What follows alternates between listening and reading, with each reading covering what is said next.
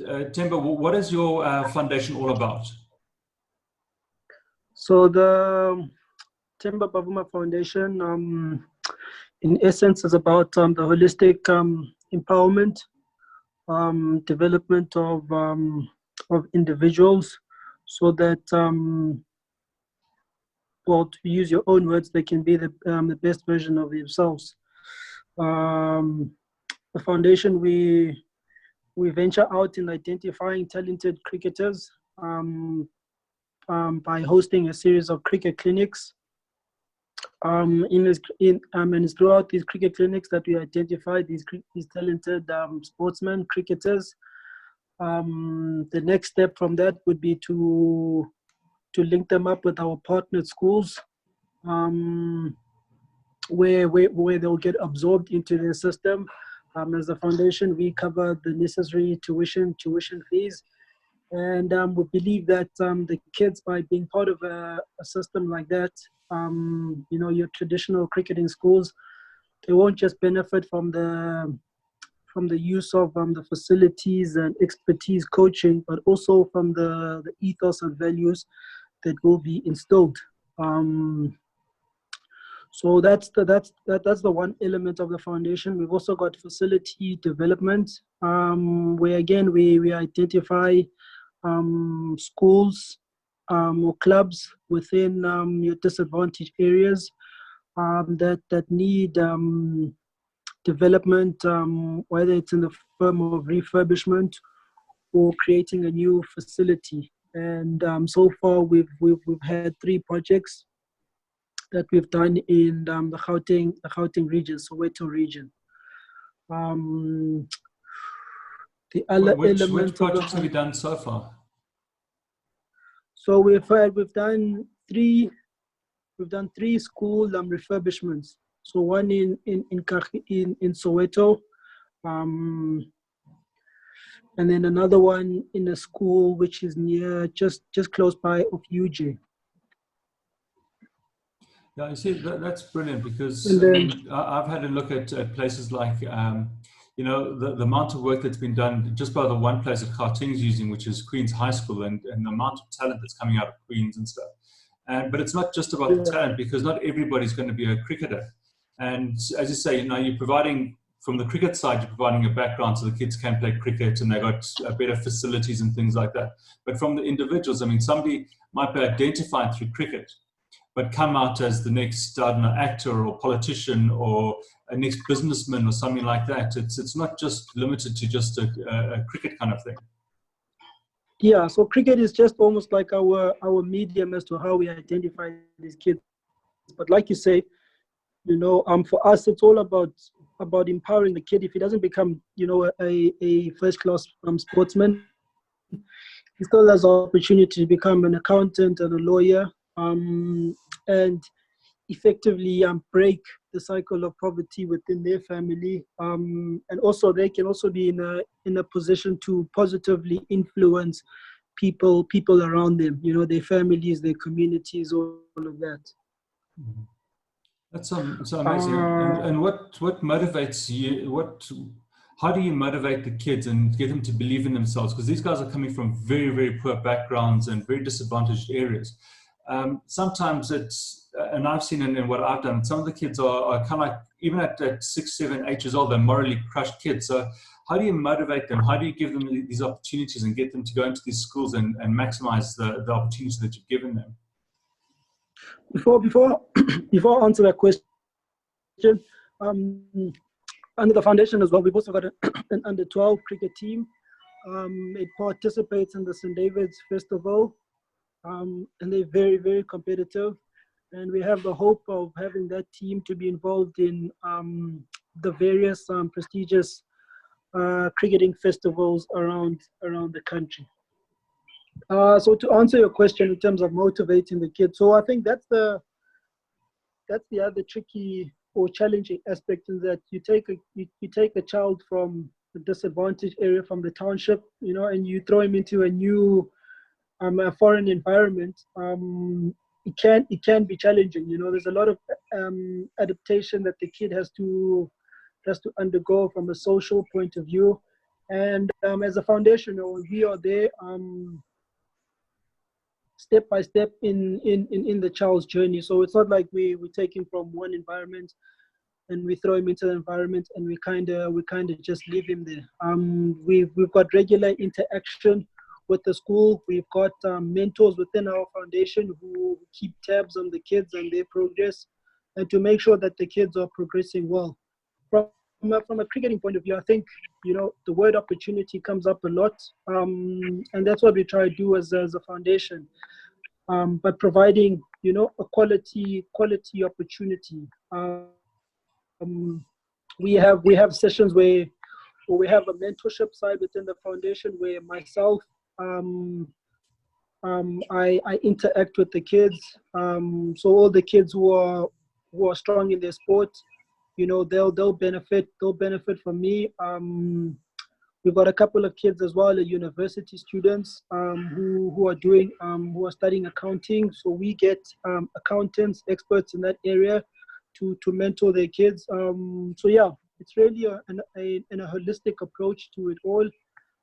It's quite a lot of work. It can get taxing, but yeah. Now, you see, you've spoken about something that I try and talk to a lot of people about, is that it's not all these kids have mentors. You've got a certain part of the population that have been had access to all these facilities, all these mentors, had the opportunities, and another part of the population, South Africa, which is much bigger, and they've been. That's how the population has left very far behind because of it. And it's great to see that somebody like yourself who's actually done it and been there, and you've got a extremely high education and stuff. You've come through the whole plan and then team up the correct kind of people. And you've got a mentorship thing. So it's not like, well, here's a cricket ball, here's the opportunity to go to school. And that's it. It's like sitting there, okay, now you're at school, you've got these problems, you've got these issues. How can we sort this thing out? So you're giving them a complete education. It's not just dumping somebody and just giving them a bursary. This is a far bigger project from the way you described it so far. Yeah, it's a full-pronged approach. We're trying to cover as many bases as we can. I think support structure is a massive challenge, amongst people in disadvantaged areas. Some of the children don't grow up with both of their parents. Some of the children, they grow up with just their grandma. So the grandma can't exactly, always, can't be there when the kid is playing on a Saturday, Sunday on the side of the field, cheering him on like all his other counterparts. So, we trying to, I don't think we'll be able to do it, but just, try partially fill that type of a void. Make sure that the kid feels that he's got a team behind him. People who will help him along the way. We obviously don't guarantee that the kid will succeed. We know that there's no guarantees, but I think as long as you provide him with the necessary resources for him to be successful, then I think it'll be all up to him. His character and how much he really wants to go for in life. Well, I mean, you spoke about two things. The first thing is that you're right with the support, and a lot of these kids, their parents are domestic workers, or their parents work in mines or factories, and they have to travel huge distances to get to work and back. So they leave at, 5 in the morning to get to work by 7. They work until 5. They get home at 8, 9 o'clock at night. They work on weekends. They don't have the opportunity to help their kids out. So, it's a whole side that these kids don't actually have, where a parent would love to help them out, but they can't. So it's great to see that you guys are trying to actually fill that part. The second part was that, I've gone actually a bit blank there. I got so caught up in the first part. But what you're trying to do with the kids is it's brilliant. It's so good that you've given these opportunities. You've provided that support, that role that these kids don't have. Oh yes, and the second part is that a lot of these kids, all they want to do, they don't want to get preferential treatment or anything like that. They just want to be seen as equals and given an equal opportunity. And you've actually enabled these kids to have, as far as possible, an equal opportunity. I mean, they still have disadvantaged backgrounds at home and stuff, but at least when they come to school, they they can play on a one-on-one, because I suppose you provide the kits, their school books, you've got a mentorship role, you've got a whole lot of things that you provide these kids. But as a personal thing, like, it must be great for these kids to actually say, okay, well, there's Temba, he's my mentor, he's helping me out. He's started very similar to me, he's made it as a person. I can do the same thing. It must be a huge thing for one of these kids to see somebody like you that's actually made it. It's at the top of your career, and they can do the same kind of thing. Yeah, I guess it is that playing that beacon of hope type of role, and inspiring and trying to inspire the kids. I think I don't, when I speak to the kids, I don't speak from a point of being ignorant, as someone who hasn't undergone or developed the way that they did. The challenges that they face. I've also gone through them. The challenges that they will still face in the future, I've also gone through them. So, there's knowledge, there's empathy from my side towards the kids. And I think, yeah, man, even though the kids, they come from disadvantaged backgrounds, they're limited in terms of resources and all of that stuff. But I think it's still important that we still find a way to teach the kids to see the value in themselves. They might not see the light at this point at that point in time, but I think everyone needs to believe that they've got something special about themselves, and they need to believe and chase that.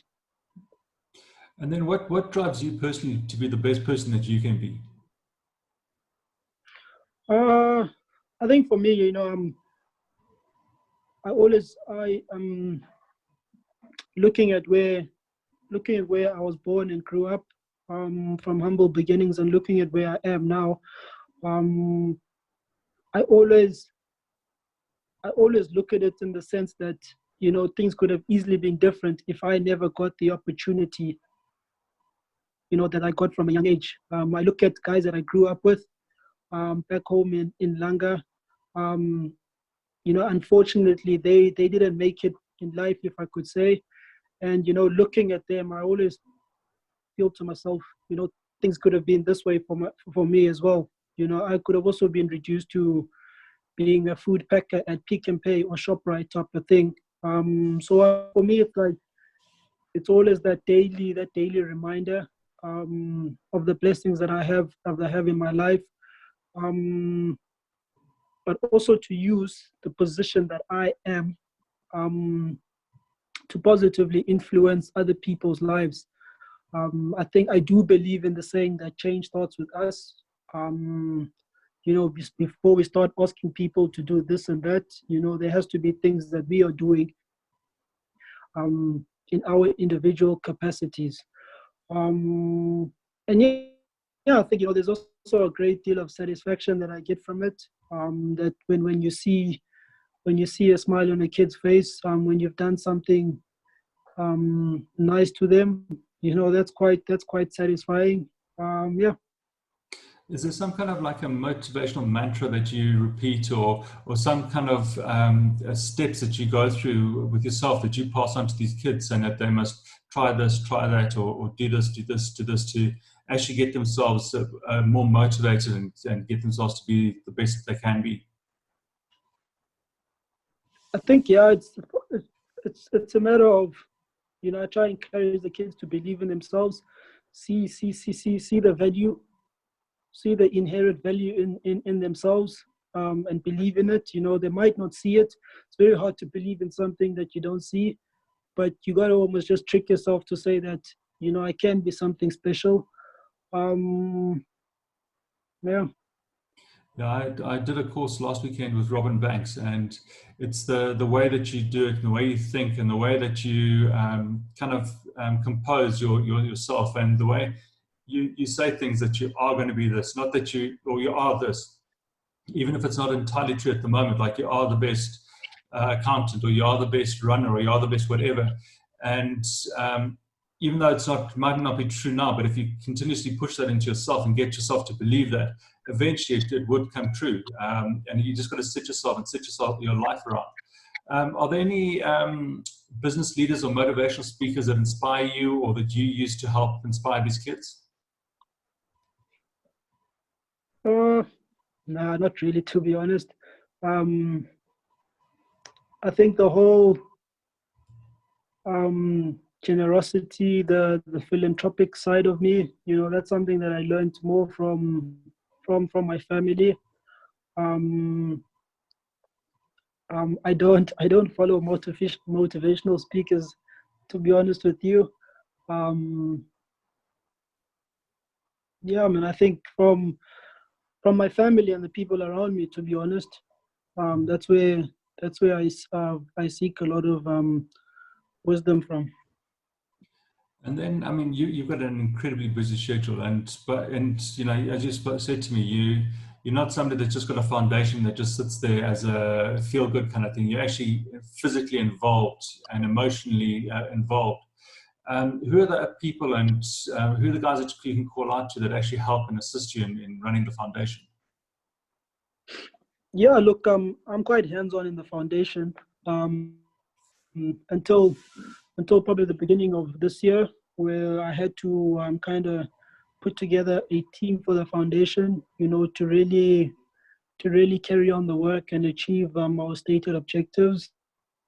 We've been fortunate as a foundation in the partners that we've had since the foundation inception, in PPC, who've assisted us massively. Vision View Production, the production company, they've been great. BMW as well, as well as Spur. But in terms of the foundation team, we've got a chairman. He's a good friend of mine, Tyson Sitole. We matriculated at the same school, and Tyson, he works at Standard Bank. He's an investment head there. But he understands the whole journey of the kids. Tyson, both of us are similar in the sense that from a young age we got the bursary and scholarship opportunities to attend these prestigious schools, your traditional schools. I went on obviously through a career in sport, and Tyson went on through a career in finance. So he understands the challenges and everything that is inherent through that whole journey. We've also got a legal advisor.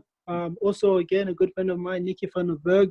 We played together at the Lions. And yeah, Nikki is super passionate about helping people around. We've got a we've got a marketing team as well, who deal with all the marketing related activities. Yeah, and we got a strategic partner as well. Yeah. It's brilliant. You got to be very picky about who you actually choose, because the people have to have the same vision as you. Even if it's not identical, like a similar kind of vision to you, that to get it to work, it's not just a job for somebody. As you said, like talking about Nikki, that how invested he is in it, and he understands and he wants to give back and that kind of stuff. You got to get quite a picky or an elite team to help you. Yeah, I'm quite fortunate in that sense. In that the people who are part of the team, they clearly understand what I'm trying to achieve through the foundation. So, whenever I'm not there, we're still speaking the same language. The objectives are still the same, and there's nothing that is done for self gain. That's brilliant. And then, how can people contact your foundation? You've actually got a website, don't you? Yeah, so our website is in our final stages of its development. But in terms of, on social media, we're quite active on social media, be it Twitter, Facebook, as well as Instagram. I think it's Temba Bavuma Foundation. I'm also quite active on social media as well. So, if there's any inquiries, if there's any people would like to do some stuff with the foundation, please feel free to make contact through through any of those social media handles. I can give my email address as well, which is tbavuma@yahoo.com. Perfect. Yeah, and people can contribute in lots of ways, because I mean it's a huge cost to running this thing. So they can contribute that way. They can contribute. They can, submit ideas. How can they actually help to contribute to the foundation? Excuse me, can you repeat that? There are various ways that they can help to contribute to the foundation. So what kind of areas are you looking for people to help you out with, besides for financially, naturally? Yeah, look, I think if you look at the foundation, I mean, there's various elements that we involved in the foundation. There's the sponsorship, the student sponsorship of the kids. There's the facility developments within the areas. We've also got the cricket team, that under 12, under 13 cricket team that is under the foundation.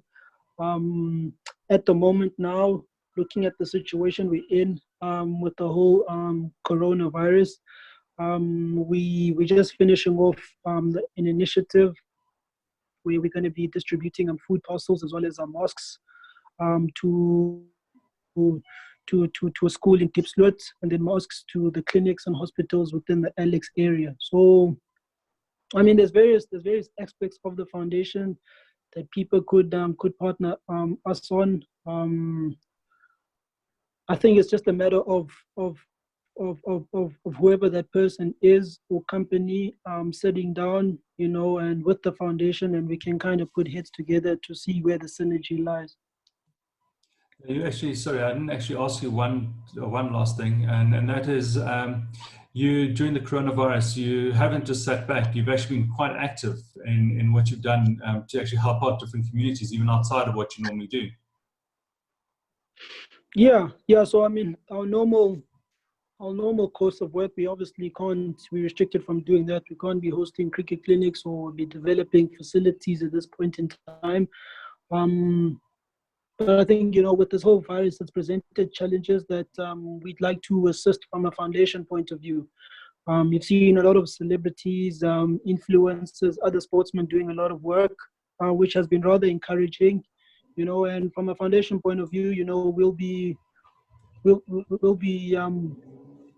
doing our bit as well, and hopefully that can encourage other people with the necessary means to do the same.